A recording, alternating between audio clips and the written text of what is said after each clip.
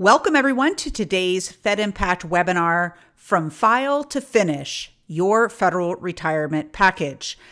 Now, with the flurry of retirement activity that's happened over the last few months because of all of the reductions in force and just the overall downsizing of the government, even by voluntary measures, there has been a lot of questions swarming around about how the retirement package process works and ultimately what people can expect.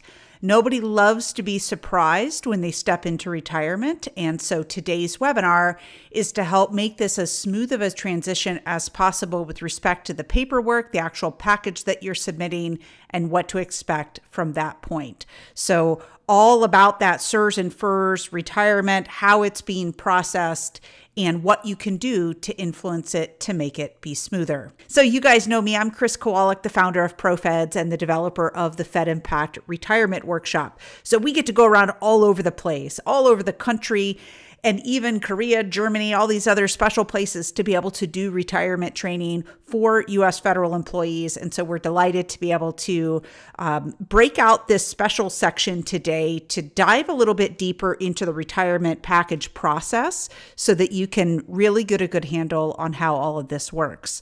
So delighted to be with you today. So what this webinar will not cover. So when we think of something like submitting a retirement package, this is a loaded topic. There is so much that goes into knowing when is the right time to be able to retire. What are the decisions that I need to make? And not just what they are, but which decisions should I make? And today's session is not going to get into all of that nitty gritty. But don't worry, if you've got questions like that, we will be linking to the other resources that we've already prepared for those topics. If you feel like you need a deeper dive into those specific topics as you're trying to make decisions on your retirement paperwork, then by all means, we're going to have some great resources for you. So we will put those right on the slides. You'll have them in your handouts. And that way, as you discover those things that you need a little bit of help on, that you've got a great next step to be able to take. So for today's agenda, we're going to cover 5 main things. These will not be covered in order per se, but kind of the underpinning of the slides that we're going to be showing today. So the first topic is timeline. So we obviously need to know the average processing time and what can make it longer, and frankly, what you can do to not make it longer than it needs to be. Next is pay. This is probably the number one thing that you're concerned about at this time. Like, how do you know when you're going to get paid? And, are there particular things that are going to happen for a short period of time versus once OPM finalizes everything? So we'll talk through those details. Then we have benefits. So what happens to the benefits that you've elected to be able to keep in retirement? And how all those things can be modified within a very brief window after you've separated. So that's the changes portion of this bullet. And then lastly, like I mentioned, we've got some to-dos. So we've got a couple of checklists of items for you to do before you leave federal service. And some, even if you don't plan to leave, right? We're obviously in a RIF environment for many agencies. And so we've got a checklist for you as well to make sure that if you're unexpectedly out of work, that you have taken some measures to be able to protect yourself with respect to the information that you're going to need to step into retirement or a separation with everything that you're going to need to make that happen. Okay, so let's start with timelines. So what to expect in the timeline of retiring or exiting federal service. So most agencies ask for about a 6-month notice that you plan to retire. Now, we're in a little bit weird of an environment right now where we've got RIFs and VERAs and all of this stuff happening. And so your agency might not need 6 months, or they may not give you 6 months to decide, like on a VERA. But in normal circumstances, an agency requests about 6 months warning. And that way they can do their part to prepare your retirement package and close out your employment record. Okay, there are specific things behind the scenes that you don't even know about that your agency is doing to close down that employment record and prepare everything to ultimately go to OPM. So you want to make sure that within that time frame where you've notified your agency and you're starting this process, that you work really closely with them, or as closely as they're able to do right now with kind of the volume of everything going on, but that you work really closely with them to make sure that your package is accurate and complete. You want to pay special attention to things like including all the forms that they're asking for. Did you sign in all the places that you're supposed to? Did you initial anywhere that was necessary? Did you get a notary if one was required? And are there any court orders that grant benefits to a former spouse that you need to be sure to include? So OPM's processing time is going to vary. It's going to vary by a number of things, and we're going to get into some more of these details. But I'll tell you, you can speed it up by eliminating errors and omissions on your part. We can't do anything about what your agency is going to do or what OPM is going to do or how many people got in line before you at OPM. But what we can do is make sure that when they actually open up the folder that has all of your packet, your retirement package in there, that everything they see is correct. Okay, because remember, for the most part, OPM does not receive your retirement package until after you leave federal service. Okay, so you're going to submit your retirement application about 6 months in advance. Again, assuming that you're not under a VERA and all of that. In normal circumstances, 6 months in advance, your agency is going to put you in the queue to be able to do their part. Hopefully they're doing some retirement counseling with you like they're supposed to. They're certifying your service. They're doing all the things. And then you end up leaving federal service on your separation date. And at that point, they put the bow on top and they send it to OPM. Okay, now many of you are probably wondering, what's changed here recently with OPM? Don't worry, we're going to get into that. But I want you to have an appreciation that your package doesn't get worked on by OPM until after you've already left federal service. There's a whole order of operations here. And so it's not like the earlier you submit your retirement notice to your agency, the faster OPM is going to get your retirement package. That's not the way this works at all.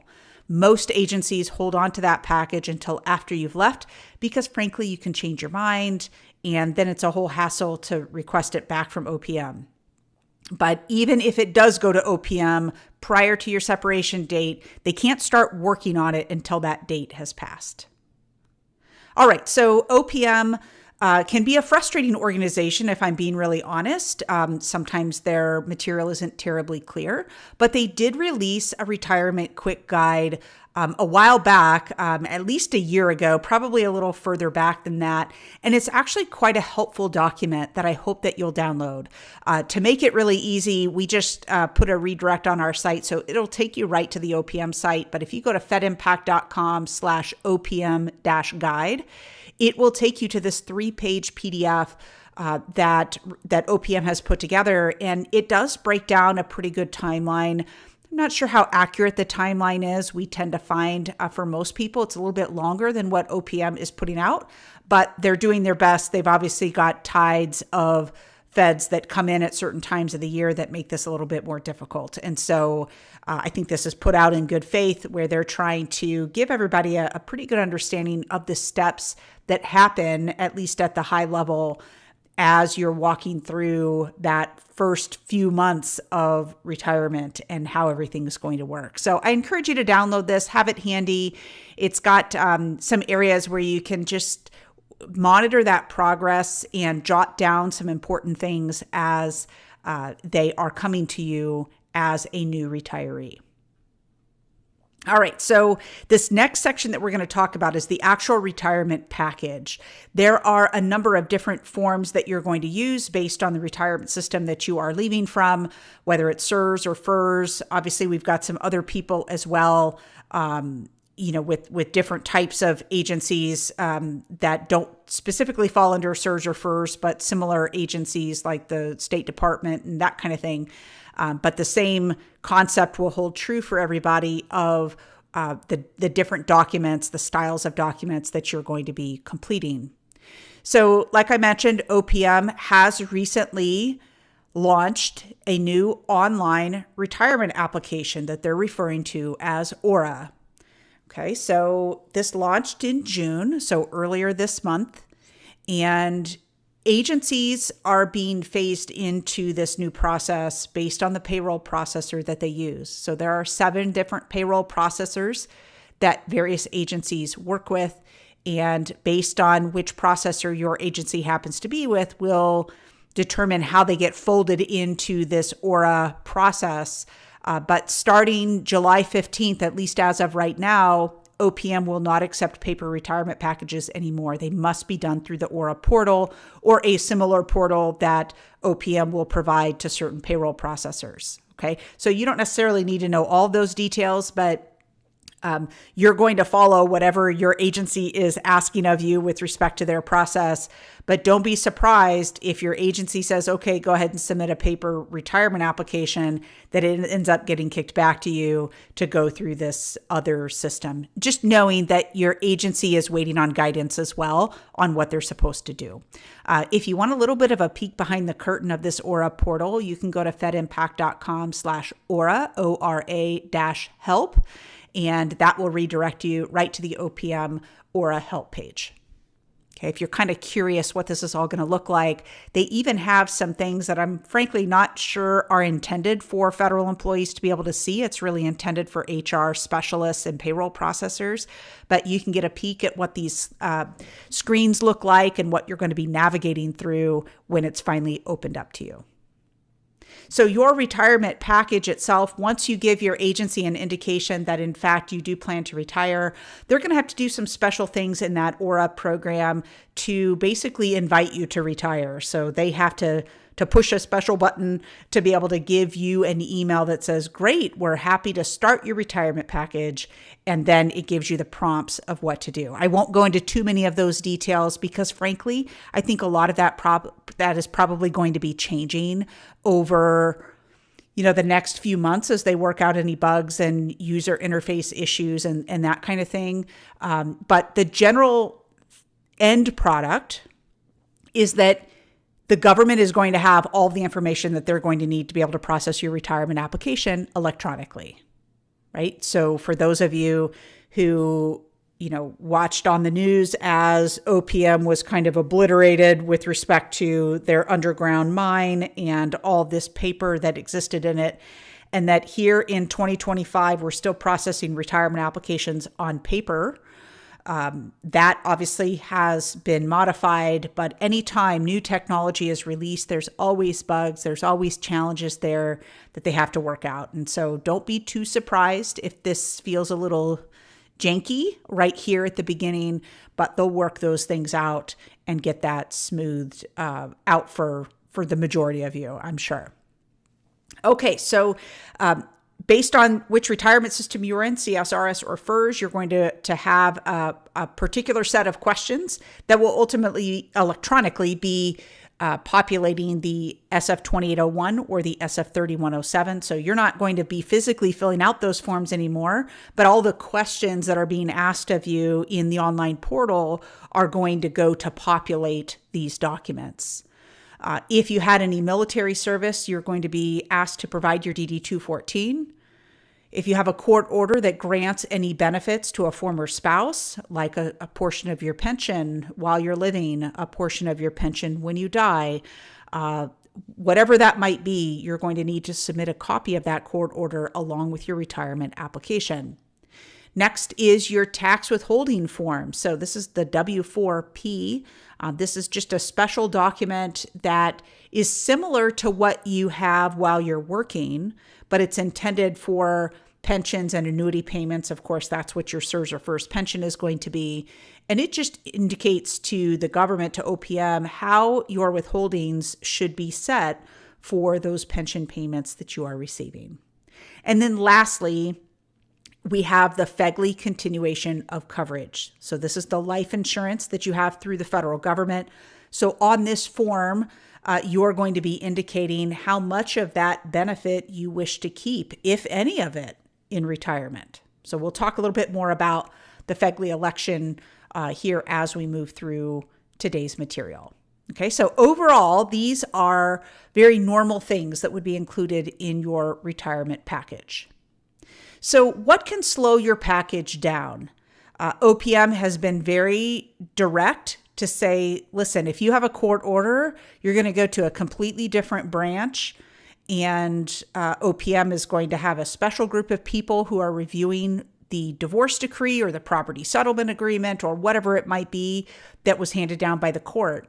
And that's mostly to make sure that whatever the court has indicated has been awarded in that order is properly done by OPM and not perhaps overlooked or misinterpreted. And so they've got a team there that handles that. And so that will naturally slow down your process of retiring. Okay, you're still going to be able to leave federal service on the date that you've indicated, but it's going to slow down OPM being able to finalize your retirement package. Next, if you happen to be a special employee or have certain service types throughout your career, so any of our special category employees, law enforcement, firefighters, air traffic controllers, those are our normal ones. Then we have Capitol Police, Supreme Court Police, or the nuclear materials couriers. So those are all very unique, special categories of employees that are going to require a second look at OPM because of the nature of the types of service that has to be certified with respect to these special categories that you've been serving in. If you have any past or active workers' comp claims, that is always going to delay this because there's all sorts of things that have to be done to kind of deconflict those programs. And so a special group will be working on your package. And then if you had any experience as a part-time employee or as an intermittent federal employee, again, they've got to kind of reconcile all of that to make sure that the pension comes out correctly. And then lastly, if you had federal service at multiple federal agencies where you hopped around lots of different places, that can complicate matters. It should, frankly, be relatively clear to OPM because all of that service should be certified by your agency from your record, but they're certainly going to need to do a double check at that and make sure that all the appropriate service has been credited to you. So these are all things, unfortunately, that you really can't control. Okay, and so this is just the nature of the process and some things that naturally slow you down. But there are administrative things that you can take care of that will keep your package from being slowed down. Okay, the first one is missing documents and forms. If the government asks you for a document, give it to them. If they don't ask you for a document, don't give it to them. I share that with you because sometimes we have employees who will read the retirement application and it says, do you have a court order that grants benefits to a former spouse? And they say, well, I have a court order, but no benefits are awarded. Maybe I should just include the court order just in case. No, you shouldn't. That's going to put you in the long line at OPM. And if there is, in fact, no benefit being awarded in that court order, you should not include that document along with your retirement application. You will unnecessarily go to the long line, and that will delay this whole process. Next is incomplete or incorrect information in your retirement application. So if you put the wrong date, if you fail to check boxes, whatever that might be, it is going to slow things down. Many times those things are going to be kicked back to you by your agency before you even step into retirement. But if something passes your agency and gets all the way to OPM that is either incomplete or incorrect, it's going to be kicked back to you, and that will produce all sorts of other delays in this process. Lastly, moving without updating your address with OPM. So if they need to provide anything to you, and they're going to do so by mail, you want to make sure that that address is correct, especially if you're moving to a different state, which obviously has state tax implications and all of that. And so we want to make sure that they know exactly where you are living so that they can communicate with you properly. So again, these are all things that you can control in this process. Next up, completing the retirement paperwork. So again, you're going to do this electronically, and we don't fully know what all that's going to eventually look like once they make all the user interface changes that are likely. But you're going to first choose your retirement date, right? That is the date that you're planning to finally be separated from the government. And you can change this date all the way up until the time that you are separated. There are some times that an agency is able to reject your rescission of your retirement date if they've already hired someone for your position, that type of thing. They can certainly decline you pulling that retirement date back. But the idea here is that you are able to make those changes up until the time that you separate. You're also going to be selecting your tax withholding for your pension. So that's part of that W-4P document that I mentioned, where you're going to indicate how you'd like those tax withholdings to be made. You'll also be confirming your eligibility to keep some of your benefits like health insurance, life insurance, dental and vision, and the federal long-term care program. So you're going to answer some questions, and then your agency is also going to answer some questions based on your record and the information that they're seeing. So the government's not just going to take your word for it that you are eligible to keep these benefits. They're going to make your agency verify, in fact, that you do qualify. The next thing you're going to be making a decision on is your life insurance coverage. So how much of that FEGLY do you wish to keep in retirement? This is one of those areas where that's a loaded question in and of itself because it's complicated and it depends on your situation. And so I would encourage you, watch that webinar replay. You can see the details at fedimpact.com/webinar-FEGLY, and you'll be able to see all of the details that we go into on that particular topic.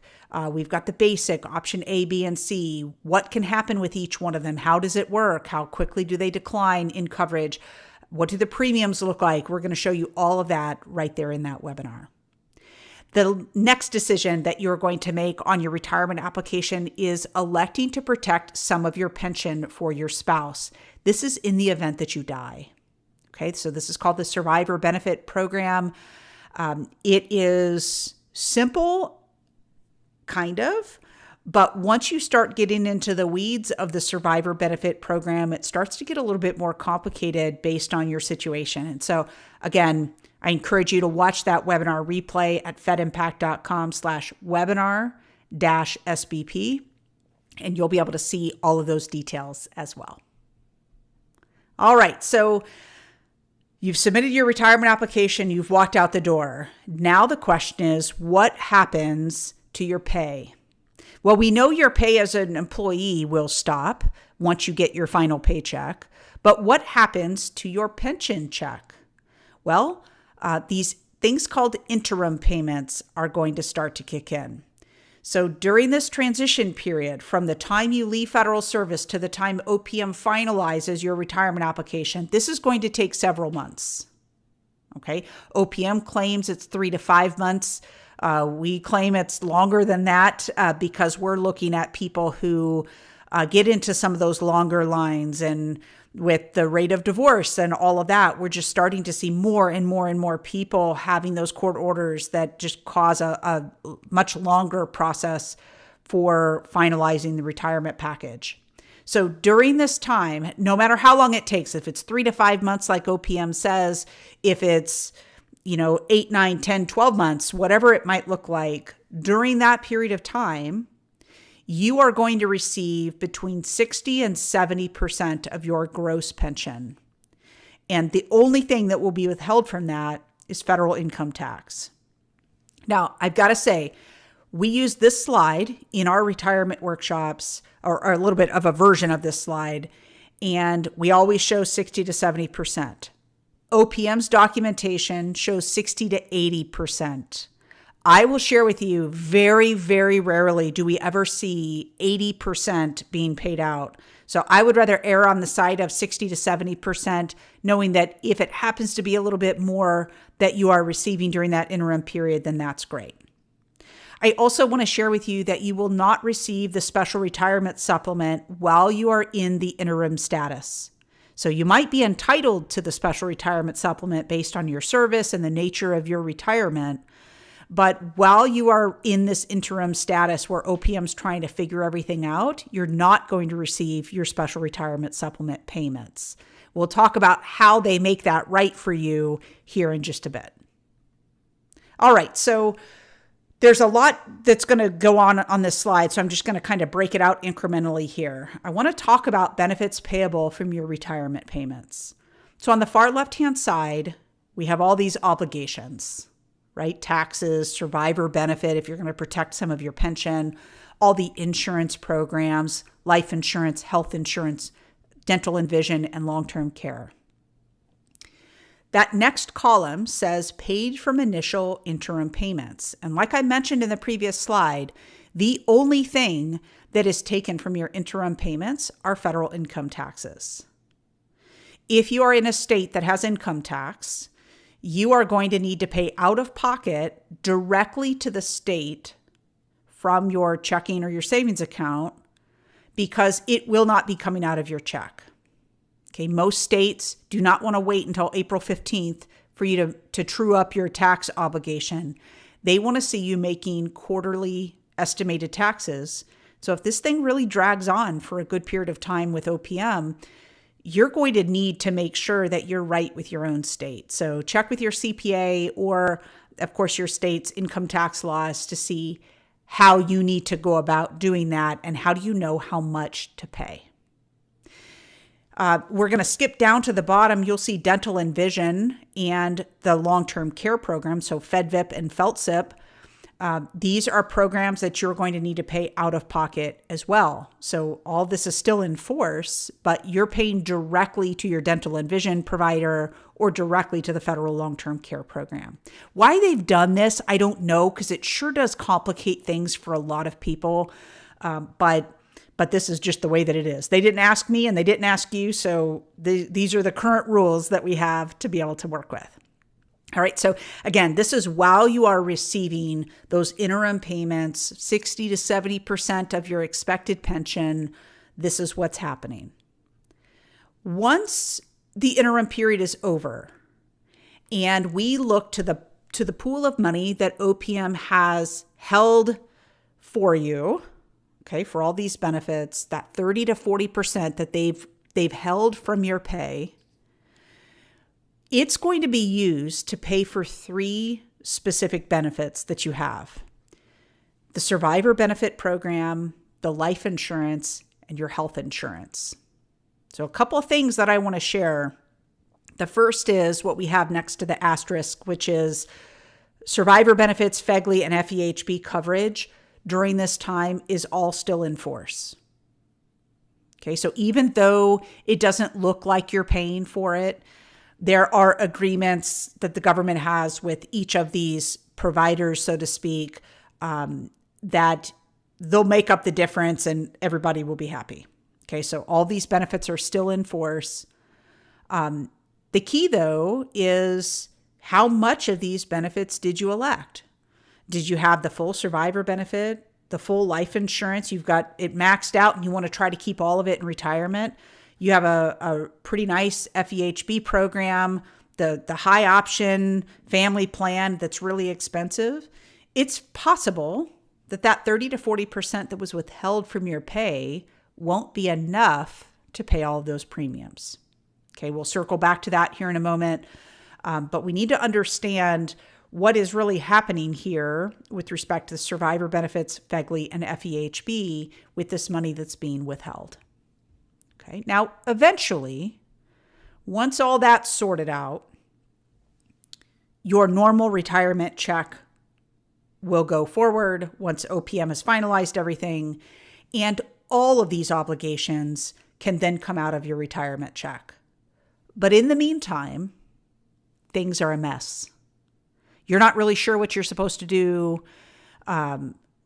You've heard that, your FEHB premium isn't being paid to Blue Cross. And so you're like trying to call Blue Cross and figure out if you're supposed to pay them directly. And you're stressed out about it. And they're like, no, it's okay. OPM will eventually pay us.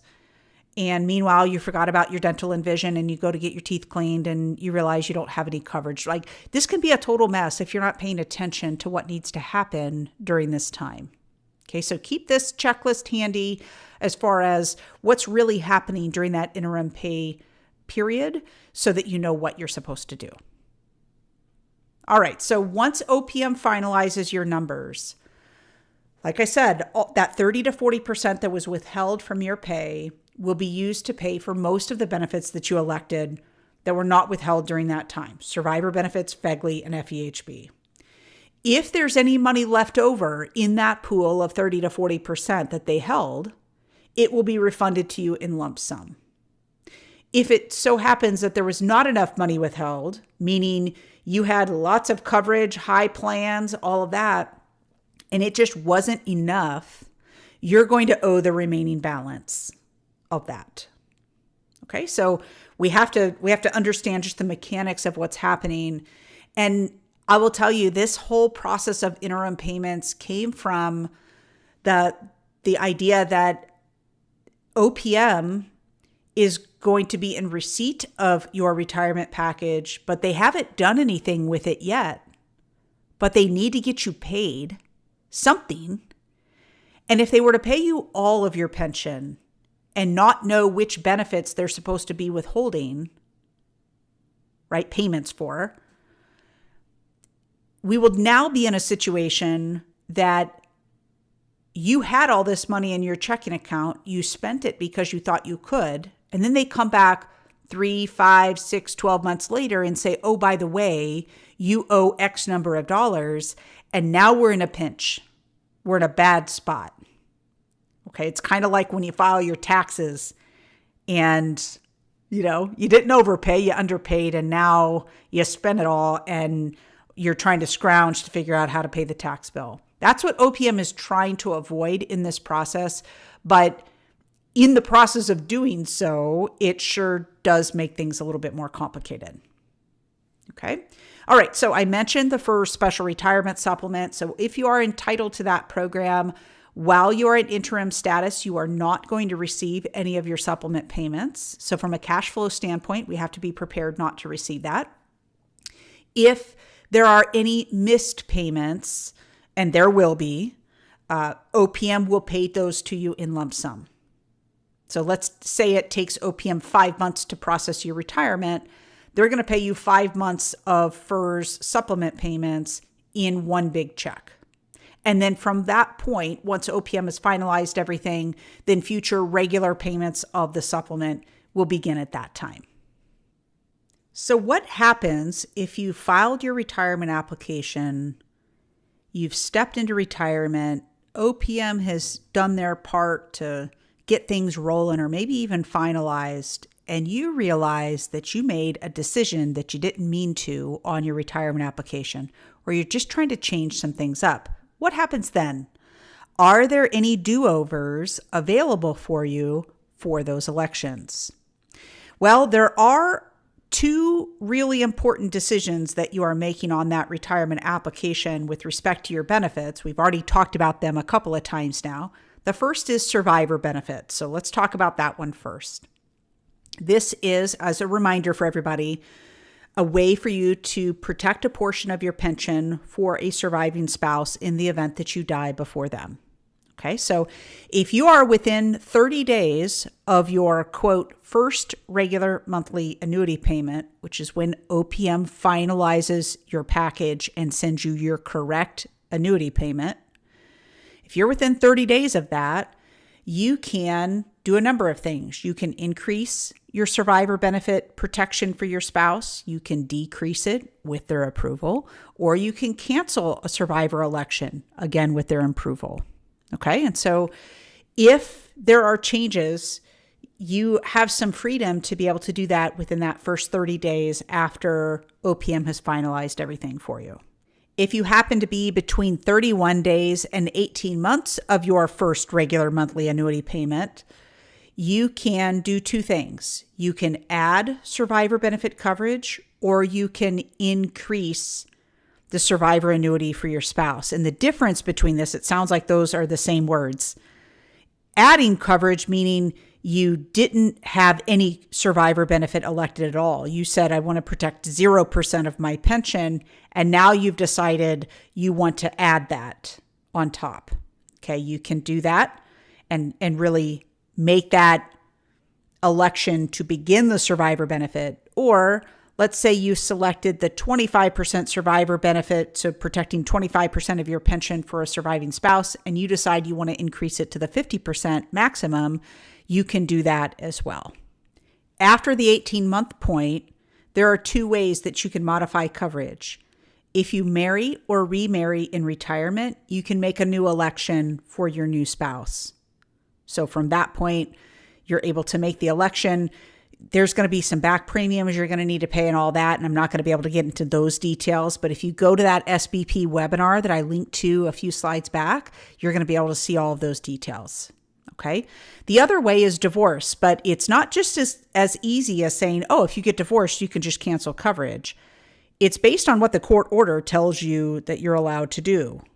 Okay. So the court order, if in that court order it says you must maintain the full survivor benefit or the amount that you originally elected, then OPM's not going to allow you to reduce or cancel that coverage. Okay, so very important that we see the verbiage in the court order to know exactly what you're allowed to do. So that's for the survivor benefit program, protecting the pension in the event that you die. The next decision that you're making is the FEGLY benefit. So this is your life insurance through the federal government, and there are very limited opportunities for you to adjust how your FEGLY coverage gradually declines in retirement. There are options to keep most of that coverage in full force where it doesn't decline. But here's how this works. For the basic coverage, you're only allowed to reduce coverage in the future. You can never go the opposite way. You can never add life insurance because you feel like it. Okay, there will not be any opportunity for you to increase life insurance through the federal program once you are already retired. Option A, there are no changes allowed to option A. There are very specific things that happen to that program, or there's an automatic reduction to that. There's not a choice one way or another. For option B, you're only allowed to reduce coverage for option B. The only difference is if you happen to make a decision prior to the age of 65, I won't say you can increase coverage, but you can maintain the coverage in a level way. But again, that decision has to be made before you're 65. So it's unusual that these changes are actually made, but a small little window for you to be able to do that. And then option C, you can only reduce coverage. So if you, on all these that say you can only reduce coverage, this implies that you've chosen at the time of retirement to keep more of your life insurance in force in retirement. And later you're like, oh, I don't actually need all this coverage, or it's too expensive. I'm going to actually tell the government to go ahead and reduce the coverage. And that, of course, decreases your premium as well. Okay.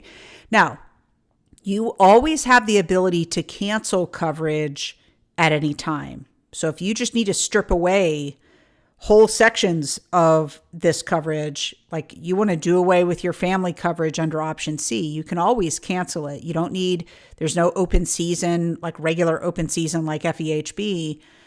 You always have the chance to be able to go back and just cancel it outright.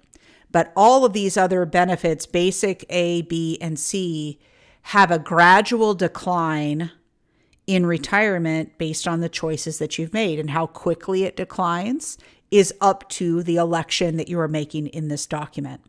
Again, this gets way more detailed in the webinar that we did on FEGLY. So please pop back a couple of slides in your handouts, go to that webinar and watch that, because you're going to see how that coverage decreases. Okay. All right. The next question that we get about transitioning from being an employee to a retiree is, what happens to my annual leave and how's it going to be paid out? So your annual leave is paid out in lump sum by your agency. Most of the time, they're able to get it out within a couple to a few weeks of retirement. So once you step into retirement, you're going to receive your annual leave payment either as a separate check or as part of your last paycheck. Okay, it just depends how fast your agency is able to process this. With respect to how this payment is taxed, this is going to be taxed as ordinary income, just like your regular pay is. And agencies can choose to use one of two methods. They either have a flat tax, like 20%, or they treat the annual leave payment the same way that they treat your biweekly paycheck. And I'm not sure really what the rhyme or reason is of why certain agencies choose certain tax methods, but you can consult with your HR and get a sense of what that looks like for them. But all in all, at the end of the tax year, when you go to file your taxes, you're going to be able to get really to the bottom of that, and it will all come out in the wash at the end. But how much is withheld from you at the beginning may be a little bit of an unknown for you until you consult your agency. Okay. Next up, let's talk about withholding. So a lot of people ask, well, what comes out of that annual leave lump sum check? So there are certain things that absolutely are withheld and others that are not. So as far as what is withheld, you will have federal, state, and any local taxes that you are normally paying right now, just like with your regular paycheck. And then we'll have FICA. So that's a combination of Social Security and Medicare withholdings. The things that you're probably most curious about are the things that don't come out of that annual leave payout. So no contributions to CSRS or FERS, TSP contributions, any insurance premiums like your life insurance, health insurance, dental and vision, and long-term care. Okay, so they certainly treat this payment in a very specific way.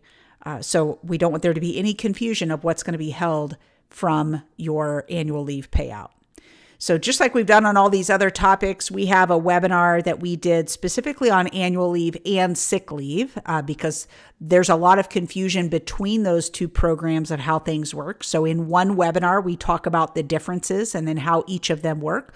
So some of you might ask, what kind of annual leave can be paid out in lump sum? How much of it might I have? How's the calculation made? All of that is in this webinar on leave. So go to fedimpact.com/webinar-leave and you will see all of those details. All right, next up, let's talk about your exit checklists. So I'm a big fan of checklists. I think it keeps us straight. It's more of an objective way of making sure that we have all of our ducks in a row. There are two checklists that have become really helpful for a lot of federal employees here in the last few months of working in federal service. So the first is 12 things to do to prepare for an unexpected exit from federal service. So you can see that 12-point checklist at fedimpact.com/12-things. So the number 12-things. And this is where we're talking about, like, if one day you show up to work and the door's locked and they tell you, sorry, we've closed down your office. What are the things that you wish you would have done before you no longer had access to your computer system, before you no longer had access to anything in your physical office? Those types of things.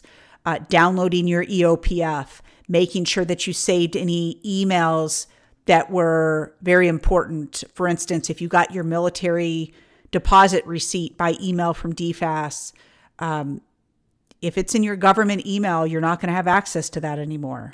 So just trying to think ahead of all the things you wish you would have done had you known that was going to be your last day.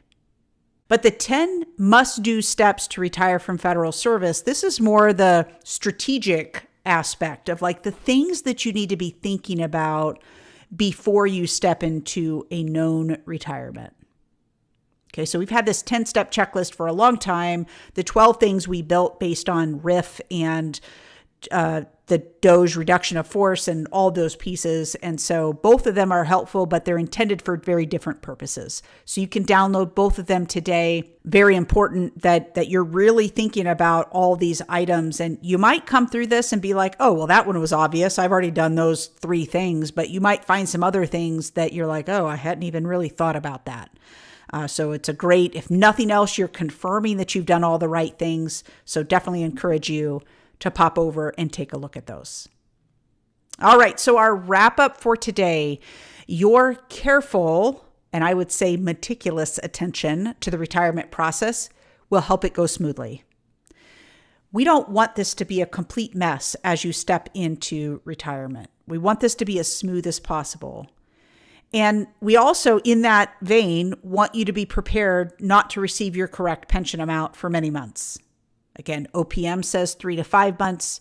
We tend to be much longer than that, as far as the recommendation of financially what to be prepared for. But whatever number you want to look at, we just don't want there to be any surprises. We don't want you to go so long without receiving the correct amount of money that you start to make bad decisions financially, high interest loans, lines of credit, credit card debt, those types of things because you weren't quite prepared. Next, the elections that you make in your retirement package are relatively final. There are small little windows that you're able to make some adjustments in certain circumstances. So really put a lot of thought into the decisions that you are making, knowing that the do-over button is really hard to find in retirement. And I know I mentioned this on one of our previous slides, but there's a lot that you can't control in this process, but control what you can, right? You have control over you signing all the places that you're supposed to and submitting the documents that are asked of you and doing your part. You can't control the other parts, but you can do your part really well and give yourself the best fighting chance to have a great, smooth transition into retirement. And here's the deal. We share this all the time. This is one of our training mottos and one that I think just kind of cuts through the noise. When you know your numbers, your decisions become more obvious.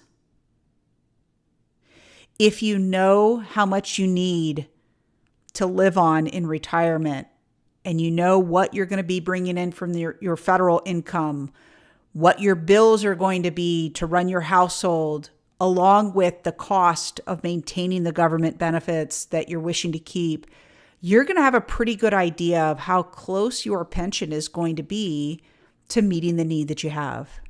If you don't know any of those numbers, you're kind of spitting in the wind, and we don't know how all this is going to shake out. So do yourself a favor, get super clear on your numbers, and then everything else tends to fall in place once you start honestly looking at the numbers that you have. So the very best way that we can help federal employees get that clarity so that they can retire with confidence is to attend one of our in-person retirement workshops. These sessions are full-day sessions. They're at no cost to you. So these are sponsored sessions, and you are able to attend at no cost. It doesn't matter which federal agency that you are in. You have an opportunity to come here. Your agencies can allow you to attend on the clock with pay to attend this session.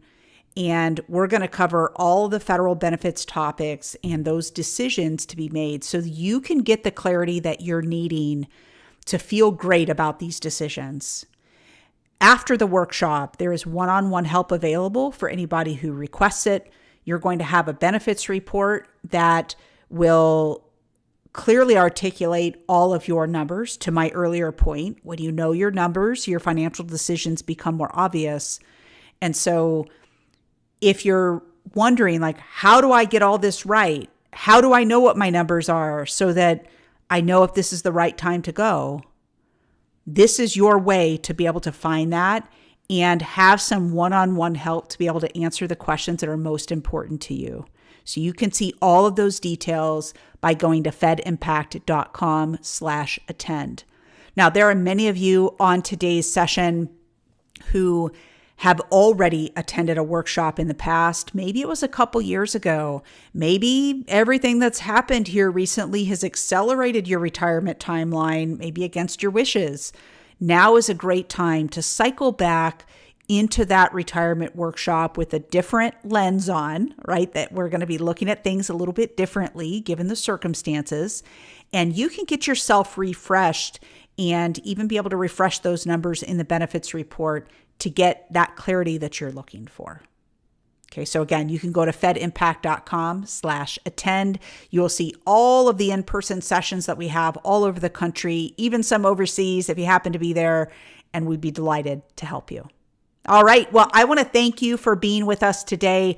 I know in light of everything going on in the federal workforce, there's a heightened level of awareness of retirement and exiting from federal service, and I'm delighted that you are with us today to be able to get some clarity and some additional resources to be able to help you in a lot of the decisions that you have on your plate. Remember, to find a workshop to attend, you can go to fedimpact.com/attend. To find the next webinar and the vault of all the other webinar replays that we have, you can go to fedimpact.com/webinar. All right. Thank you all so much. We'll see you next month.